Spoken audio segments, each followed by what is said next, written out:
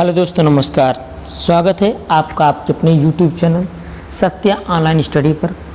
आज हम बात कर रहे हैं उत्तर प्रदेश लेखपाल भर्ती 2020 की परीक्षा के जो जीएस और जीके का जो हमारा सब्जेक्ट है उसके बारे में।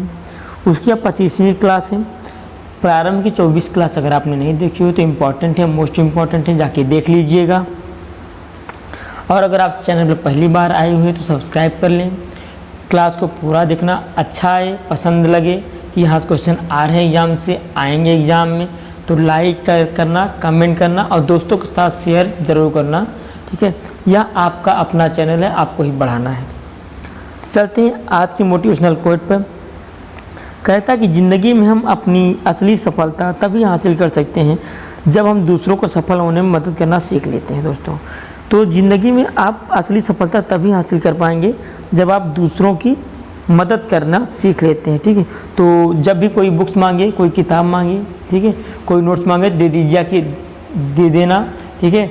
उसकी भी हेल्प हो जाएगी, आपको भी बहुत ही लाभ मिलेगा उससे।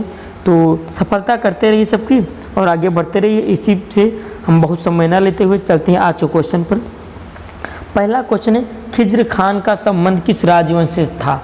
आप सबको पता होगा खिज्र खान के बारे में, ठीक है। तो जो ये थे भाई साहब खिज्र खान, ठीक है, ये सैयद वंश से थे, ठीक है। सैयद वंश ने 1414 से 51 तक, यानी 1414 से 1451 तक शासन किया था सैयद वंश ने, ठीक है। इसके संस्थापक भी रहे खिज्र खान, ठीक है। और उसके बाद जब खिज्र खान ने मंगोल आक्रमणकारी तैमूर को सहयोग प्रदान किया था और उसकी सेवाओं के बदले में तैमूर ने उसे लाहौर और मुल्तान की सूबेदारी सौंपी थी, और उसके बाद ये आ गया था दिल्ली शासन करने के लिए। इसकी एक उपाधि पूछी जाती है जो थी रैयत आला। ये उपाधि काफ़ी पूछी जाती है, तो इसको नोट डाउन कर लेना और याद भी कर लेना, ठीक है। सिर्फ नोट डाउन करने से काम नहीं बनने वाला, एग्जाम क्रैक नहीं होने वाला। तो चलते हैं नेक्स्ट क्वेश्चन पर। दूसरा, अंडू फंक्शन का कीबोर्ड शॉर्टकट क्या है? शॉर्टकट कीबोर्ड से और कंप्यूटर से रिलेटेड क्वेश्चन एग्जाम में 2 से 3 जरूर रहते हैं। मिनिमम से मिनिमम 2 क्वेश्चन तो रहेगा ही रहेगा, ठीक है। तो कंट्रोल जेड अंडू फंक्शन का, यानी ऑप्शन नंबर ए बिल्कुल सही है। कंट्रोल भी आपको पता होगा paste, control C copy, control U से क्या होता है? अंडरलाइन होता है। जो अंडरलाइन हम करते हैं किसी चीज़ के नीचे वो कंट्रोल यू से होता है। तो ये सारे क्वेश्चन आपको ध्यान रखते हैं। चलते हैं अगले क्वेश्चन पर। ग्रीनलैंड कहाँ स्थित है? आप सबको पता होगा ग्रीनलैंड क्या है, ठीक है। तो ग्रीनलैंड जो स्थित है अकॉर्डिंग टू ऑप्शन, ये स्थित है उत्तरी अटलांटिक में। कहाँ पर? उत्तरी अटलांटिक में। एक क्वेश्चन एक बार मुझे मिला था प्रीवियस में पीसीएस के कि किस रेखा के उत्तर में स्थित है। तो आपको याद रखना है जो हमारी भूमध्य रेखा है, भूमध्य रेखा के उत्तर में यह रेखा स्थित थी। ये क्वेश्चन आया हुआ है, तो इस क्वेश्चन को हमें ध्यान रखना पड़ेगा, ठीक है। अगला क्वेश्चन, 12वीं शताब्दी के आरंभ में दिल्ली पर किसका शासन था? ये क्वेश्चन आपके वन रक्षक का था, जो हमारा पिछला वन रक्षक हुआ एग्जाम, वन रक्षक में ये क्वेश्चन आया था, ये वाला, ठीक है। तो 12वीं शताब्दी के आरंभ में दिल्ली पर किसका शासन था? तो वो शासन था तोमर वंश का। ऐसा आयोग ने आंसर लगाया है। बाकी हम लोग तो जानते हैं गुलाम खिलजी तुगलक सैयद लोदी, ठीक, गुलाम खिलजी तुगलक सैयद लोदी, GKTSL, ठीक है। तो ये तो हम जानते हैं। इसके बाद मुगल आ गया था। क्वेश्चन नंबर 5, निम्न में से कौन सा उच्चतम पर्वत गैर एशियाड है, यानी कि जो एशिया में स्थित नहीं है? उच्चतम पर्वत शिखर कौन सा है? तो देखते हैं अकॉर्डिंग टू ऑप्शंस। किलिमंजारो कहाँ पर है? ये आपको देखने को मिलेगा तंजानिया में, ठीक। कहाँ पर? तंजानिया में। एल्ब्रुस आपको रसिया में देखने को मिलेगा। मैकिनले आपको अलास्का में देखने को मिलेगा। ये भी अलास्का रसिया यूरोप के अंतर्गत आता है। उसके बाद जो हमारा है एकांकागुआ, ये मिलेगा आपको अर्जेंटीना में। कहाँ पर? अर्जेंटीना में। अर्जेंटीना कहाँ पर है? यूरोप में। कहाँ पर? यूरोप में। तो आपका आंसर क्या हो जाएगा? एकांकागुआ। ऑप्शन नंबर डी बिल्कुल सही आंसर हो जाएगा। अच्छा लग रहा है, पसंद आ रहा है मेरी आवाज़, मेरी वीडियो, मेरी क्वेश्चंस अच्छे लग रहे हैं तो लाइक वाला बटन दबा देना और बगल में लाल वाला बटन उसको दबा के एक घंटा वाला यानी कि बेल आइकन बना होगा ताकि नोटिफिकेशंस आपको मिल जाए। ग्लोबल फुटप्रिंट की स्थापना कब हुई थी आपको ये बताना है, ठीक है। तो ग्लोबल फुटप्रिंट की जो स्थापना हुई थी वह हुई थी 2003 में। कब? 2003 में। सारे क्वेश्चंस आए हुए हैं एग्जाम में। निम्न में से खरीफ की फसल नहीं है। आपको पता होगा रबी खरीफ दो मुख्य फसलें हमारे देश में होती हैं, उसके बाद मानसूनी होती इत्यादि होती हैं, ठीक है। तो निम्न में से खरीफ की फसल नहीं। खरीफ में कौन कौन आता है? खरीफ में जो आएंगे वो आएगा आपका चावल, ठीक है, मक्का, रागी और बाजरा, ये आते हैं खरीफ में। चावल, मक्का, रागी और बाजरा ये आते हैं खरीफ में। उसके बाद जो रबी की फसल है हमारी, मुख्य फसल रबी की गेहूँ, जो आपका फोर्थ ऑप्शन सही आंसर है। उसके बाद जौ, उसके बाद चना, उसके बाद मटर इत्यादि आते हैं। तो गेहूँ खरीफ की फसल नहीं है, गेहूँ रबी की फसल है, ठीक है। गेहूँ किसकी है? रबी की फसल है। चलते हैं अगले क्वेश्चन में। निम्न में से दुनिया का सबसे ऊंचाई वाला झरना कौन सा? सबसे ऊंचाई वाला झरना दुनिया का कौन सा है, ठीक है। तो देखते हैं आंसर क्या होगा। जो हमारा ऑप्शन नंबर 4 है एंजल जलप्रपात, बिल्कुल सही आंसर पर है। ये कैरो नदी पर, कहाँ पर है? कैरो नदी पर बना हुआ है और अकॉर्डिंग टू डेटा 979 मीटर का है, ये 979 मीटर का है। ये झरना आपको देखने को कहाँ मिलेगा? ये झरना देखने को मिलेगा आपको वेनेजुएला में। वेनेजुएला एक देश है, तो झरना वहीं पर आपको देखने को मिलेगा। अगला क्वेश्चन 9वां। मोहम्मद गौरी ने किस वर्ष पृथ्वीराज तृतीय से पराजित हुए? मोहम्मद गौरी किस वर्ष पृथ्वीराज तृतीय से पराजित हुए थे? तो आपको पता होगा सर्वप्रथम 1175 में मोहम्मद गौरी आता है और गौरी के बाद ही ये कुतुबुद्दीन ऐबक को सारा शासन सौंपकर चला जाता है, ठीक है। तो मोहम्मद गौरी 1175 में आता है, मुल्तान पर आक्रमण करता है। 1178 में एक गुजरात में युद्ध होता है, ठीक है। उसके बाद जो 1192 में युद्ध होता है, तो जो युद्ध होता है पराजित कब हुआ? तो 1191 में हुआ और 1192 में पृथ्वीराज तृतीय को पराजित कर देता है, ठीक है। अगला क्वेश्चन। भारत पर तैमूर ने किस वर्ष आक्रमण किया था? भारत पर तैमूर ने किस वर्ष में आक्रमण किया था? एक क्वेश्चन तो ये पूछा था। दूसरा क्वेश्चन किसके शासनकाल में आक्रमण किया था? तो तुगलक वंश का अंतिम शासक था, ठीक है। उसका नाम जो था नासिरुद्दीन महमूद इसका नाम था। इसी के शासन में 1398 में, जो कि आपका ऑप्शन नंबर 4 1398 में तैमूर ने शासन किया और संपूर्ण दिल्ली को लूट लिया। ये हालात थे, संपूर्ण दिल्ली को लूट लिया और वहाँ पर आक्रमण किया था। कब? 1398। ऑप्शन नंबर डी सही हो जाएगा। Question number 11। अवध के निम्न में से किस नवाब ने लखनऊ में बड़ा इमाम बाड़ा बनवाया? अवध का कौन सा नवाब था जिसने लखनऊ में बड़ा इमाम बाड़ा बनवाया है? तो देखते हैं। आसिफुद्दौला ने बनवाया था, ठीक है। 1775 का ईयर एक आता है, इसमें आसिफुद्दौला ने अपनी राजधानी फैजाबाद से लखनऊ बना ली और उसी के बाद बड़ा इमाम बाड़ा का निर्माण करवाया था। किसका? बड़ा इमाम बाड़ा का किसने? आसिफुद्दौला ने। अगला क्वेश्चन। अलीगढ़ मुस्लिम विश्वविद्यालय की स्थापना किसने की? तो देखते हैं इसका आंसर क्या होगा। इसकी स्थापना की थी सर सैयद अहमद खान ने या फिर Syed Ahmad Khan. Option number A सही हो जाएगा। कुछ फैक्ट्स मैं यहाँ पे बता दूँ, ठीक है। इनके नेतृत्व में एक आंदोलन चलाया गया था जिसे अलीगढ़ आंदोलन नाम से जाना जाता था। सन 1864 में साइंटिफिक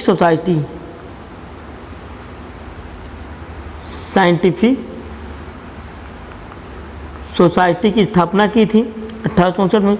उसके बाद सन 1875 में ही अलीगढ़ मुस्लिम एंग्लो ओरिएंटल कॉलेज की स्थापना की, जो आगे चलकर अलीगढ़ मुस्लिम विश्वविद्यालय बना, ठीक है। तो किसने की थी? सैयद अहमद खान ने। सारे फैक्ट बता दिए आपको, कहीं भी कुछ परेशानी नहीं होनी चाहिए। अगला क्वेश्चन, प्रागैतिहासिक काल में, जब प्रागैतिहासिक काल की चित्रकारी वाली प्रसिद्ध पंचमुखी गुफाएं, कौन सी गुफाएं? ऐसे पूछ सकता है पंचमुखी गुफाएं किस जिले में है, ठीक है, या कहाँ पर है, उत्तर प्रदेश में कहाँ पर है? तो प्रागैतिहासिक काल के चित्रकारी वाली प्रसिद्ध पंचमुखी गुफाएं निम्न में से किस जिले में हैं? तो ये बताना है आपको। ये आपको मिलेंगी सोनभद्र जिले में। कहाँ पर? सोनभद्र जिले में। अगला क्वेश्चन, निम्न में से कौन सा स्थान कांच की चूड़ी एवं कांच के वस्तुओं के लिए जाना जाता है?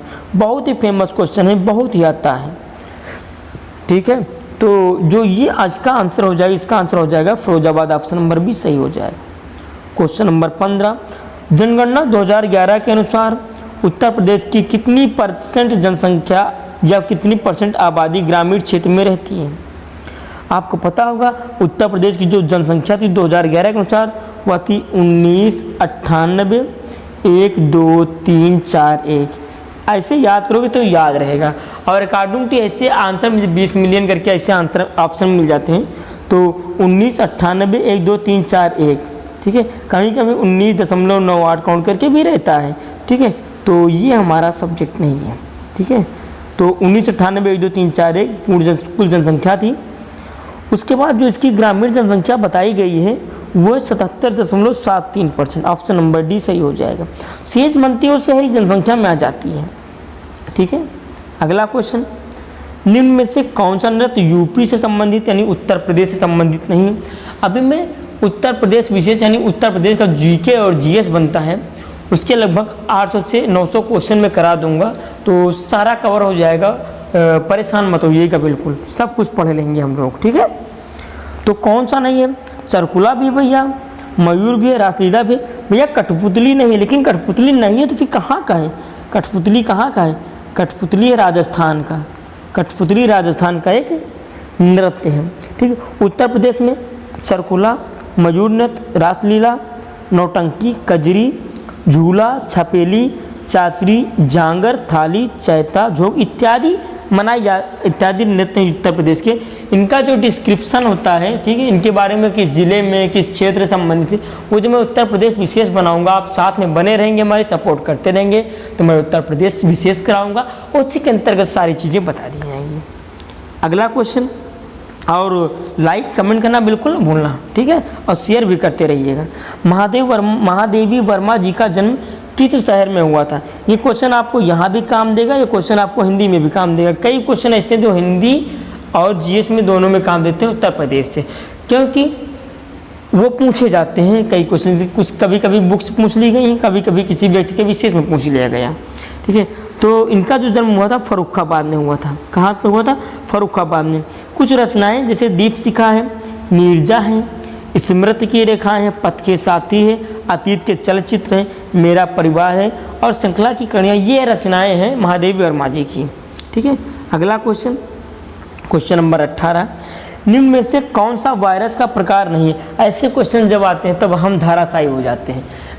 हम लोगों के दिमाग काम करना बंद कर देता है और हम लोग मिनटास भी लेके नहीं जा सकते कि मिनटास बत्ती अपनी जगह ले दिमाग की, ठीक है। तो सतर्क रहना, सारे क्वेश्चन करके जाने हैं, कुछ भी छोड़ना नहीं है। अभी समय है, बहुत समय है, लॉकडाउन का समय, पढ़ लीजिए अच्छे से, ये समय नहीं मिलने वाला दोबारा, ठीक है। तो इसका जो आंसर हो जाएगा option number D, disk virus एक वायरस का प्रकार नहीं है। निम्न में से सुमेलित नहीं है। अच्छा क्वेश्चन है, कई बार आया हुआ है। यहाँ से एक एक क्वेश्चन भी बन जाते हैं कि इब्न बतूता कहाँ से आया था, ऐसे ही बन जाते हैं किसके शासनकाल में आया था। ऑप्शन दे दे आपका फिरोज शाह तुगलक, अलाउद्दीन खिलजी, मोहम्मद बिन तुगलक इत्यादि करके ऑप्शन दे देगा, ठीक है। तो इब्न बतूता भारत पहुँचे थे 1333 में, भैया ये सही है। कहाँ से आए थे? मोरक्को से आए थे। किसके शासनकाल में आए थे? MBT यानी मोहम्मद बिन तुगलक के शासनकाल में आए थे, ठीक है। उसके बाद वास्को डी गामा कालीकटा 1498 में, बढ़िया सही है भैया, पुर्तगाल से आए थे। उसके बाद मार्को पोलो ने भारत दौरा किया 1290 में, सही था, यूरोप से आए थे, वही पुर्तगाल के क्षेत्र से। गुरु नानक जी का जन्म 1569 में, जो कि सरासर गलत है। गुरु नानक देव जी का जन्म 1469 में हुआ था, तलवंडी नामक स्थान पर हुआ था, जो वर्तमान के लाहौर में है, यानी कि पाकिस्तान में अब चला गया है, ठीक है, तो ऑप्शन नंबर डी बिल्कुल सही आंसर हो जाएगा, यानी कि 1469 में जन्म हुआ था। अगला क्वेश्चन, इनमें से किस महाद्वीप में सवाना घास के मैदान नहीं पाए जाते हैं? काफ़ी अच्छा क्वेश्चन है, ध्यान से देखना है इस क्वेश्चन को। इनमें से किस महाद्वीप में सवाना घास के मैदान नहीं पाए जाते हैं? हम सभी जानते हैं कि सवाना घास के मैदान का जो सर्वाधिक पाए जाते हैं वो पाए जाते हैं अफ्रीका महाद्वीप में, ठीक है। लेकिन अगर ऐसे क्वेश्चन बन जाए तब हम क्या करेंगे? तब तो समस्या है ना, तब तो समस्या है। तो आपको पता होना चाहिए इसका आंसर क्या होगा, ठीक है। तो इसका जो आंसर हो जाएगा ऑप्शन नंबर बी, यूरोप में सवाना घास का मैदान नहीं पाया जाता। अफ्रीका में पाया जाता है, ऑस्ट्रेलिया में पाया जाता है, साथ में अमेरिका में भी पाया जाता है। अफ्रीका, ऑस्ट्रेलिया और अमेरिका में पाया जाता है। यूरोप में अगर पूछ ले तो कौन पाए जाते हैं? तो यूरोप में पाए जाते हैं स्टेपी। तो मेरे प्यारे मित्रों, ये याद रखना है कि सर्वाधिक सवाना घास का मैदान अफ्रीका में, उसके बाद ऑस्ट्रेलिया और अमेरिका में पाए जाते हैं। यूरोप में स्टेपी घास के मैदान पाए जाते हैं। तो ये क्वेश्चन आपको ध्यान रखने वाले हैं। क्वेश्चन नंबर 21, निम्न में से किस राज्य में 100 मिलियन से अधिक आबादी नहीं है? थोड़ा सा दिमाग लगाएंगे पता चल जाएगा। सर्वाधिक आबादी उत्तर प्रदेश, बिहार में भी है, महाराष्ट्र में भी है, पश्चिम बंगाल में 100 मिलियन से अधिक आबादी नहीं है, ठीक है। पश्चिम बंगाल की जो आबादी है वो 91, 27, 61, 15, ठीक है, लगभग 91 करोड़ के आसपास है, ठीक है। तो ये याद रखना है। अगला क्वेश्चन, रेखी समिति का संबंध किससे? कई बार समितियाँ पूछ लेता है। फला समिति किससे संबंधित है? तो रेखी समिति का संबंध किससे है? तो ये है अप्रत्यक्ष कर से, इनडायरेक्ट टैक्सेस से। अगला काफ़ी अच्छा क्वेश्चन है, कई बार मुझे इस पर 2 क्वेश्चन बनते हैं, मैं दोनों यहीं पे करा दे रहा हूँ, ठीक है। किस वाद में माननीय उच्चतम न्यायालय सुप्रीम कोर्ट ने पिछड़े वर्ग के भीतर वर्गीकरण को अवैध घोषित किया था? जो पिछड़े वर्ग के भीतर वर्गीकरण को अवैध घोषित किया था, यानी उसके अंदर हम वर्गीकरण नहीं कर सकते हैं, ऐसा सुप्रीम कोर्ट ने किस मामले में कहा था? तो ऐसा कहा था गोलकनाथ बनाम पंजाब राज्य में। किसमें? गोलकनाथ बनाम पंजाब राज्य में ऐसा कहा था माननीय उच्चतम न्यायालय ने। अगला क्वेश्चन जो बनता है, अब किसमें उपवर्गीकरण बता दिया कि ये जरूरी है? भाई परिस्थितियाँ चेंज होती रहती है ना, हम इसमें उच्चतम न्यायालय का कोई दोष नहीं है, हम नहीं होते, कौन होते हैं दोष देने वाले, ठीक है। तो परिस्थितियाँ चेंज, उस समय परिस्थितियाँ कुछ दूसरी थी और इस समय परिस्थितियाँ कुछ दूसरी हैं। तो जब बालाजी बनाम मैसूर राज्यवाद हुआ, ठीक है, इस समय परिस्थितियाँ चेंज हुई, तो माननीय उच्चतम न्यायालय को लगा कि अब उपवर्गीकरण जरूरी है तो कर दिया जाए, तो उपवर्गीकरण उसके अंतर्गत भी कर दिया जाएगा। उसका ऑप्शन नंबर डी सही हो जाएगा। अगला क्वेश्चन और आज का अंतिम क्वेश्चन, सबको पता होगा भारत सरकार द्वारा नया मानचित्र कब जारी किया गया है? आपको पता होगा जम्मू कश्मीर और लद्दाख का जब डिवाइडेशन हुआ, यानी जम्मू कश्मीर का डिवाइडेशन हुआ तो लद्दाख और जम्मू कश्मीर 2 यूटीज बने।